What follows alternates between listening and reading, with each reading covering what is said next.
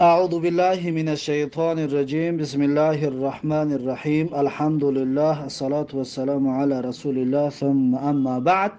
امام نووی رحمه الله در کتاب ریاض الصالحینش گفت باب فضل صف الاولی، یعنی باب در مسئله فصل اول و امر به پره کردن صفای اول و برابر و راست کردن صفا و همچنین با یکدیگر چسبیده ایستادن در صف. این سنت است و در این باره درس گذشته شروع کردیم تا حدیث 1087 را آمدیم. امروز از حدیث 1088 شروع میکنیم که امام نووی رحمه الله در زیر حدیث 1088 کتاب ریاض الصالحین میگوید وعن النعمان بن بشیر رضی الله عنهما قال، یعنی که از نعمان بن بشیر رضی الله عنهما روایت است که گفت سمعت رسول الله صلی الله علیه و سلم یقول، میگوید شنیدم رسول الله صلی الله علیه و سلم رو که میگفت لتسون صفوفکم او لیخالفن الله بین وجوهکم، یعنی که لتسون صفوفکم یعنی باید حتما شما راست کنید صفهایتون را. در نماز که می استید حتمی است که شما صفهایتون را راست بکنید. او لیخالفن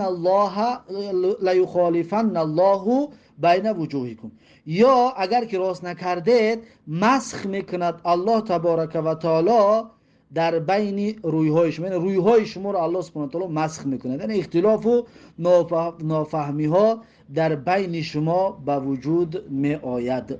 این حدیث متفق علیه است. خب لا یخالفن الله، این مسخ میکند الله سبحانه و تعالی. مثلا که دیگر شما اتفاق شده نمیتوانید، شما سرجم شده نمیتوانید و در بین شما اختلافات سر میزند، الله سبحانه و تعالی به سبب صفا را راست نکردن شما این صفت را بالای شما می آورد. خب این حدیث متفق علیه است. و فی روایت لمسلم، در یک روایت دیگر در مسلم آمدگی است ان رسول الله صلی الله علیه و سلم کان یسوی صفوفنا، هر آن میگه رسول الله صلی الله علیه و سلم بود میگه راست میکرد صفهایمون را. پیغمبر وقتی نمازخوانی که میشد صفها را میگه راست میکرد. حتی کانما یسوی بها القداح، حتی به مثل این که یسوی بها القداح راست میکرد گویا این که چرا قداح را، قداح همون چوب را برای نیزه تیار کردن، پیش از تیار کردنش چطوری که اوستاش یعنی چقدر راستش میکنه تا اینکه همون نیزه راست برود، انا همون را قداح میگن. چطوری که یعنی انسان نیزه تراش اون نیزه اش را دقت داده راست میکند که راست بیاید، پیغمبر صلی الله علیه و سلم انا همین طور صف رو میگه راست میکرد. حتی رأى ان قد عقلنا عنه، تا این که میگه دید پیغمبر صلی الله علیه و سلم ان قد عقلنا عنه، هر این ما یاد گرفتگی هستیم یا رعایت میکنیم همین مسئله را. یعنی پیغمبر چندین بار راست کرد صفا رو، میگه پیغمبر دید که ما واقعا دیگر خودمون یاد گرفتیم، یعنی خودمون دیگه در صف راست میستادیم. ثم خرج یوما، بعد میگه پیغمبر صلی الله علیه و سلم برآمد روزی، فقام حتی کاد یکبر، پس پیغمبر خست نزدیک بود که تکبیر بگوید، یعنی که در صف ایستاد، دیگه صحابه همه یاد گرفتگی بودن، نزدیک به تکبیر گویی بود. میگه تکبیر تحریمه را باید میبست که فرعا رجلا بادیان صدره من الصف، پس میگه دید مردی رو که برآمدگی از سینه‌اش از صف، یعنی که کنده که سینه‌اش پیش از صف برآمدگی از این پیش ایستاده است.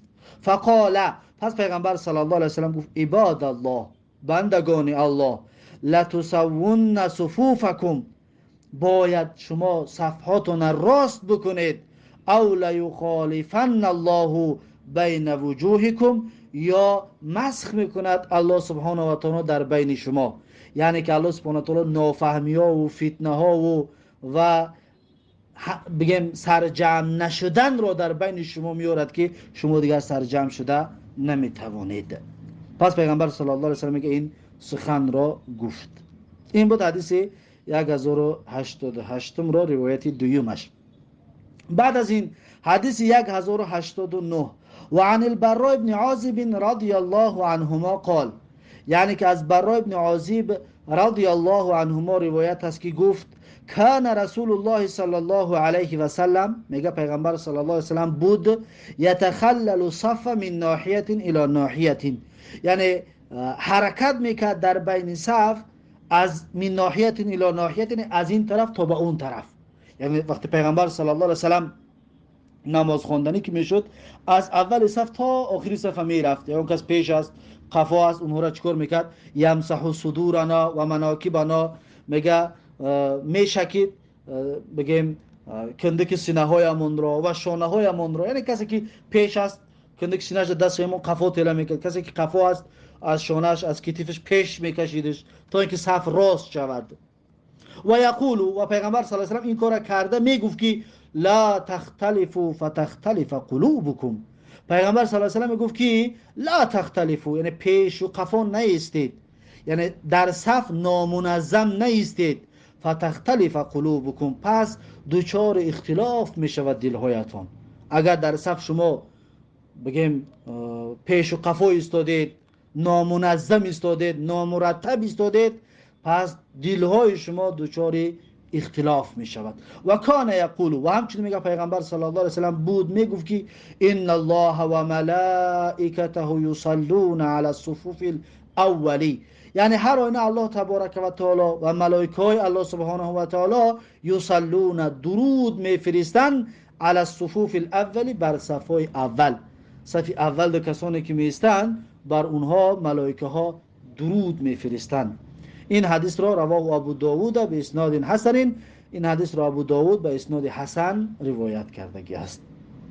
یعنی که این حدیث همچنین دلالت میکند به در صف راست ایستادن و همچنین دلالت میکند به فضیلت صف اول که الله و ملائکه هاش درود میفرستادند به کسانی که در صف اول هستند.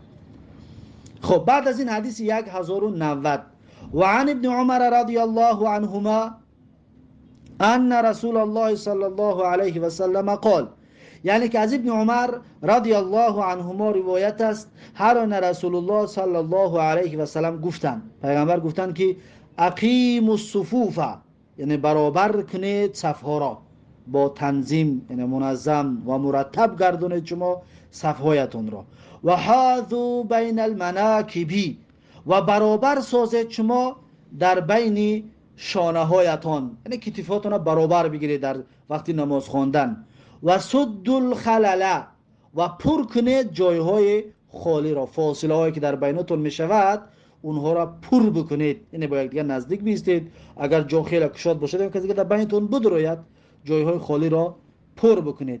ولینو بایدی اخوانکم، ولینو بایدی اخوانکم، یعنی که و نرم باشید، ولینو نرم و ملایم باشید، بایدی اخوانکم، در برابری دستهای برادرهایتان، یعنی که کبر کرده اینطور نکنید که برادراتون وقتی که بگیم شما را دستاشون با کتفتون میبرد که پیش برای قفا برای بگیم سلطه و زده گپش نگیری، نه، ملایم باش، نرم باش، آرام باش. وقتی کسی که دست بگیم کتفت میگیرد پیشتر ببرد پیش برای قفاتر باشد قفا، یا برابر که کتفت برسان، ولینو، این ملایم باشید، نرم باشید. ولا تذروا فروجات للشیاطین، پیغمبر صلی الله علیه و سلم میگه که ولا تذروا، و باقی نگذارید، فروجات للشیاطین، یعنی جایهای خالی برای شیطان. در وقتی نماز در صف که میستید در بیناتون جایهای خالی نگذارید که اون جایهای خالی شیطان جا میگیرد. و من وصل صفا وصله الله، یعنی هر کسی که صفها را بچسباند، در صف وقتی که میستد با یکدیگر بچسبند، وصله الله، الله سبحانه و تعالی میرساند این انسان را به رحمتش، این انسان به رحمت الله بگیم نزدیک می شود و می چسبد. و من قطع صفا قطعه الله، و هر کسی که قطع کند، فاصله بگیرد، بکند صف را، یعنی در صف فاصله جا بگذارد، با یکدیگر نچسباند، قطعه الله، الله سبحانه و تعالی جدا میکند این انسان را از رحمتش، از رحمتش دورش میگرداند، از رحمتش الله محرومش میگرداند. یعنی صف در صف راست ایستادن، با یکدیگر چسبیده ایستادن سببی بر رحمت الله چسبیدن و نزدیک شدن میگشته است. رواه ابو داوود به اسناد صحیح. این حدیث را ابو داوود با اسناد صحیح روایت کردگی است. این بود حدیث 1090. بعد از این حدیث 1091 و عن انس رضی الله عنه ان رسول الله صلی الله علیه و سلم قال. از انس رضی الله عنه روایت است که هر آینه رسول الله صلی الله علیه و سلم گفتند رسو صفوفکم. رسو صفوفکم یعنی که راست کنید یا بچسبید در صفهایتان با یکدیگر، در حالتی که در صف می ایستید با یکدیگر چسبیده بایستید. و قاربوا بینها و نزدیک بکنید در بین صفهایتان. و حاذوا بالاعناق برابر بسازید گردنهایتان را. ببینید پیامبر صلی الله علیه و سلم در همه همین سخنها قصدش راست کردن صف است. رسو صفوفکم نزدیک بیستید. و قاربوا بینها بین صفها نزدیک بگردانید. و حاذوا بالاعناق برابر کنید گردنهایتان را. هر سه این تاکید، این سخنها دلالت میکند در صف ما باید راست بیستیم و با یکدیگر بسیار نزدیک و زیج بیستیم. فوالذی نفسی بیده، پیغمبر صلی الله علیه و سلم میگه پس قسم به ذاتی که نفسی من به دست اون هست، اینی لارى شیطان یدخل من خلل صفی. پیغمبر میگوید که هر آینه من میبینم شیطان را که میدراید در جایهای خالی که در صف است. در وقت صف میستی در جایهای خالی میاد شیطان میستد. وقتی شیطان میاد در جای خالی میستد چیکار میکند؟ وسوسه میکند انسانی که در برش است. در اون انسان را بگیم به وسوسه از نماز دورش میکند. خیالات و فکرهای گوناگون را در سر اون انسان جا میکند تا اینکه اون انسان لذت نماز را درک نکند. پیغمبر میگه که انها الحذف، گویا اینکه اون یعنی همون شیطان در بین صفها میگردد میدراید، گویا اینکه اون حذف است. حذف چی است؟ حذف یعنی که بره سیاهی که میگه در یمن هست و مثل بره سیاهی که در یمن میباشد به مثل انا همون بره های سیاه یمنی میباشد. شیطان در بین صفها به همین شکل میگشته است و جای خالی را میافته است، اونجا در جا میگرفته است و کسی که در برش باشد اون را وسوسه میکرده است و از لذت نماز دور میگردونده است. حدیث حسن، این حدیث حسن است. رواه ابو داوود به اسناد علی شرط مسلم. این حدیث را ابو داوود به اسناد که موافقت میکند شرط مسلم را به همین طور سند روایت کردگی هست. این بود حدیث 1091. بعد از این حدیث 1092 و عنه یعنی از انس رضی الله عنه همچنین روایت است ان رسول الله صلی الله علیه و سلم قال، هر آنه میگه رسول الله صلی الله علیه و سلم گفتند اتم الصفوف اتم الصف المقدمه. پیغمبر میگه که پره کنید شما صف پیش را، یعنی صفایی که در پیش است، صفای پیش باید اول پره کرده شود. ثم الذي يليه، بعد اون صفی که بعد از صف پیشینه است، یعنی اول صف یکم پر میکنیم، بعد صف دوم رو با ترتیب رفتن میگیریم. فما کان من نقصین فلیکن فی الصف المؤخر، پس هر آنچه که می باشد از کمبودی و نقص و ناپره، فلیکن فی الصف المؤخر، باید همون جای ناپرگی میگه در صف اخیر باشد. یعنی جای ناپرگی باید در صف اخیر باشد، نه در صف یکم و دوم و سوم، یعنی در صف پیش نباشد. آخران صف اگر که پره نباشد اشکال ندارد، یعنی بر می ایستند، اما اگر بگیم صف پره نشه تا آخره اشکال ندارد. اما صفایی که در پیش است اینها باید تا آخر پره باشند و به یکدیگر چسبیده باشند. رواه ابو داوود به اسناد حسن، این حدیث را ابو داوود به اسناد حسن روایت کردگی است. بعد از این حدیثی 1093 و عن عایشه رضی الله عنها قالت، یعنی از عایشه رضی الله عنها روایت است که گفت قال رسول الله صلی الله علیه و سلم، میگه پیغمبر صلی الله علیه و سلم گفتند ان الله و ملائکته یصلون علی میامن الصفوف، یعنی هر آینه الله تبارک و تعالی و ملائکه های الله تبارک و تعالی یصلون، یعنی درود میفرستند، علی میامن الصفوف، بر شخصانی که در طرف راست صف ایستادگی هستند. یعنی کسی که در طرف راست امام در صف می ایستد، الله و ملائکه ها میگه بر اون درود میفرستند. اما این حدیث ضعیف است. رواه ابو داود به اسناد علی شرط مسلم. ابو داود این حدیث را با سندی که موافقت میکند به شرط مسلم روایت کرده که است و فیه رجل مختلف فی توثیقه، و در روایت این میگه یک مرد هست اختلاف است درباره ثقه بودنش، برای همین خاطر ضعیف است. اختلاف است درباره ثقه بودنش، برای همون خاطر این حدیث ضعیف می باشد. زیرا که اگر این حدیث اگر که صحیح باشد مخالفت میکنه به بعض حدیثایی که پیشتر گرفتیم. یعنی صف اول فضیلت خاصی خودش دارد، فرق نمیکند که از طرف راست امام است یا از طرف چپ امام، یعنی فضیلت خاصی خودش دارد. اما اگر که باز طرف راست شود پس با اون مخالفت میکند. از این حساب این حدیث ضعیف است در نزد بعضی از علما. خب این بود حدیث 1093. بعد از این حدیث 1094 و عن البراء